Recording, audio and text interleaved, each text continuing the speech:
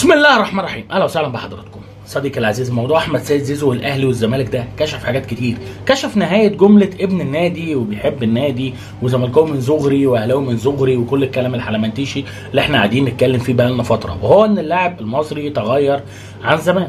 زمان كان بيقعد يقول ان انا بحب النادي وانا ابن النادي وانا بعشق الزمالك وانا مولود في 100 عقبه وانا الزملكاويه دول احسن ناس في العالم واحنا اكتر ناس بنحب نادينا، والاهلاويه دول عظمه وانا مولود في مختار التتش وانا بحب النادي الاهلي اكتر من اي حد. الكلام ده لازم تقولوا للناس ان الحاجات دي بقتش موجوده في الكوره. الكوره بقت فلوس، قبجني تجدني، معاك فلوس تديني انا معاك. كابتن احمد سيد زيزو مشكلته مع الزمالك كلها فين؟ في ان الزمالك ما معهوش فلوس يدي لزيزو الارقام اللي هو عايزها، فالزمالك بيدور على رجال اعمال تشوف طلبات زيزو، فرجال الاعمال دول عندهم مشاكل في موضوع تفاوض والد اللاعب معاهم، فالموضوع كله هنا موضوع فلوس. فتطلع بعض الرموز الزملكاويه تقول لك اصل زيزو زملكاوي، اصل الولد زملكاوي مخلص، اصل مش عارف ايه. وحتى استاذ عمرو الجنايني رئيس اتحاد الكره السابق او رئيس اللجنه الخماسيه السابق برضه بيطلع يقول نفس الكلام، ما مضاش وما حدش يقدر يورينا عقد. عقد ايه حضرتك؟ زيزو عقده ساري مع الزمالك.